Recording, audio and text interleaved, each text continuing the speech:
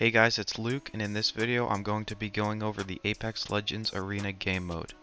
As you probably know, Arenas is the newest permanent game mode Respawn has introduced in Season 9. At first I wasn't very sold on the idea, but lately I've been putting some time into Arenas and started to really enjoy it. Not only was it fun and fresh, I also felt like my aim, decision making, and movement was improving more than it ever has. I created this video to show and educate people on the Arena meta, strategies, and economy, and just to share some useful tips and tricks. In this video, I will cover weapons, legends, and the way you should play in each round. I'm also going to include how to win gunfights in arenas, because your fights in arenas and the way you should take them will usually be different than in the Battle Royale mode.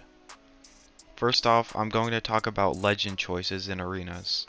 The legend you choose will often dictate the weapons you buy and the way you play the round.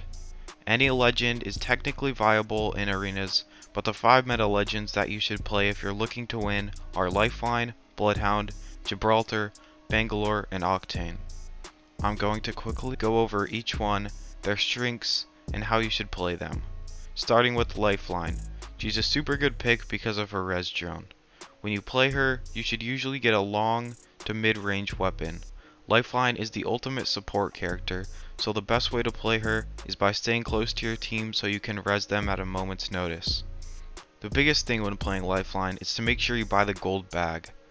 Buying the gold bag will only cost you 250 materials and is pretty much what makes her so much better in arenas. Another thing about Lifeline is that you should never be paying to unlock her abilities. None of her abilities other than her passive are very useful anyway, so the better play is to never buy any extra abilities and spend that money somewhere else. The next legend is Bloodhound. Unlike with Lifeline, when you play Bloodhound, you want to be putting a healthy amount of money into your abilities. Bloodhound is one of the few legends that I recommend purchasing your ult on, and Bloodhound's tactical will allow your team to get information multiple times around on where your opponents are and how they are playing. The last thing about playing Bloodhound is that you will pair very nicely with Bangalore, and also counter if the other team has a Bangalore. Gibraltar is a legend that is just all around good in the meta. Playing him will give you an easy way out with the dome shield that you can use to heal up and res, and in the late game you can purchase his ultimate. The next legend is Bangalore, which a lot of people are probably surprised that she's on the list and Valkyrie isn't. That is probably because they haven't put in the time playing Bangalore in arenas like I have. What makes her so much better in arenas is the opportunity to purchase a digital threat scope on your weapon almost every round.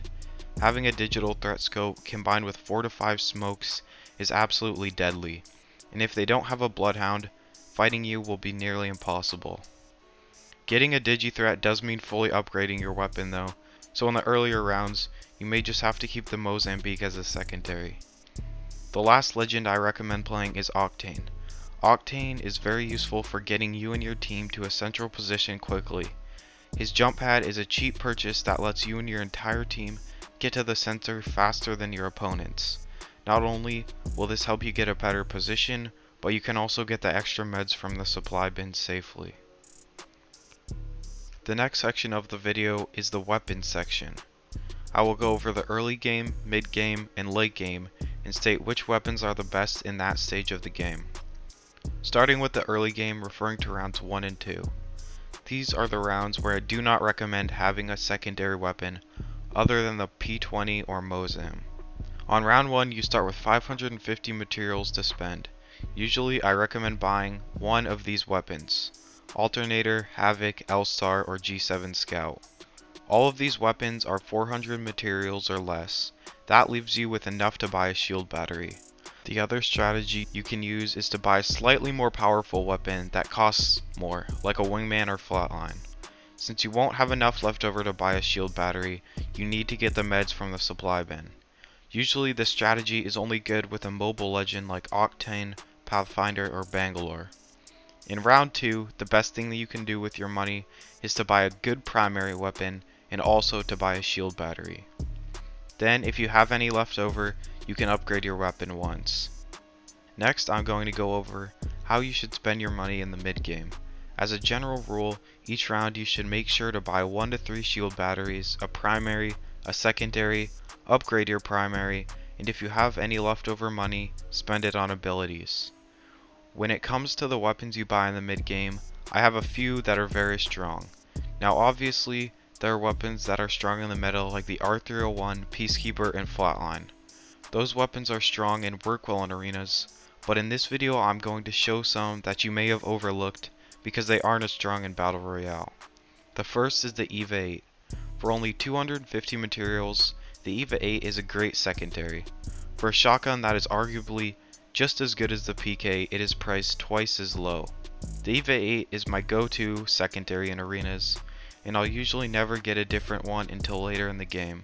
The Devo is the overpowered, little skill involved gun that popped up in arenas, and honestly I'm surprised I don't see it more.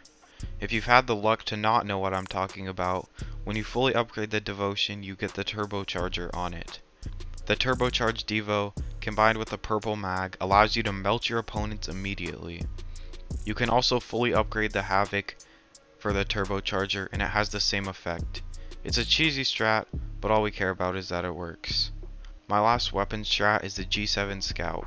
The G7 is my pick for a long range secondary. Its base cost is 350 materials, and upgrade it once or twice and you have a great gun. Getting the G7 as a secondary is best when you buy an SMG or closer range gun as a primary.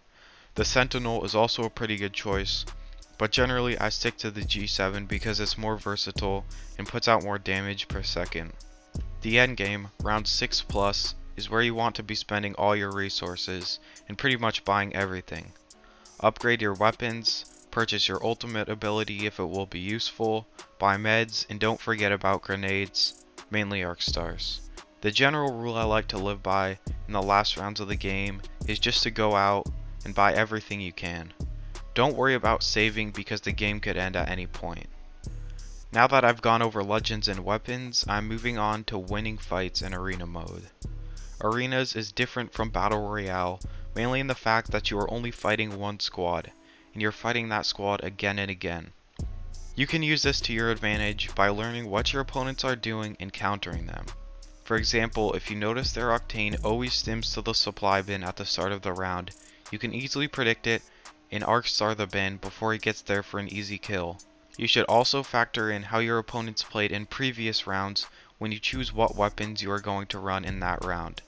What I mean is that if the opposing team have been sitting back and playing more passively in previous rounds, expect them to do the same thing again. That means you should get a longer range weapon and grenades to create an opening. Because if you just buy the R9 and EVA, like you have the past 3 rounds, you're going to struggle. Not only that, but the same thing goes the other way around. You don't want to be playing the same way every round either. Even if it's just coming at your enemies from a different angle, switching it up helps a lot. The same thing goes for weapons. Changing your loadout every few rounds will keep your opponents guessing and also will help you get comfortable on different weapons. So to recap, predict what the enemy team is going to do and counter it, and also stay unpredictable yourself by changing your strategy and position and running different loadouts. The last part of the video are tips and tricks that I haven't already mentioned. The first trick is to know that the bins that spawn are always lifeline bins. That means if your team has a lifeline, even if the bin has already been looted, she can open it up for a ton of extra cells. The next tip is to make use of the Mozambique. It got a buff and is now superior to the P2020. It's even viable to fully upgrade and use the first round, especially if you're playing Bangalore because at max it gets a digi threat. I know that I just said the Mozambique is better than the P20, but for the first couple rounds, if you're using a light ammo gun as your primary, getting the P20 can be worth it because it gives you extra light ammo so you won't run out. My next tip is to be looking at the top of the screen where it shows your team and the enemy team. It will show who is alive and who is dead, which will help you if you're unsure or don't know which legend died. This tip is kind of small, but I thought I would throw it in anyway. You can charge your Sentinel in the spawn area, which is pretty useful if you do like running the Sentinel. The last tip is about teamwork and playing as a team. Even if you are a really good player, it's hard to win arenas solo. So whenever you can, revive your teammates. If you get meds from the bin, share them, and try not to go too far off by yourself. Also, by playing with your teammates, you can get a lot of free kills just by shooting the enemy that's shooting them. That was my arena guide covering meta legends, weapons, strategies, and tips and tricks. If you liked the video, please like and subscribe. Just doing these two things will help me out a lot, so thank you. Also, if there's another video or topic you want me to cover, leave it in the comments below. Thank you for watching to the end, and remember, use the Devo for easy wins.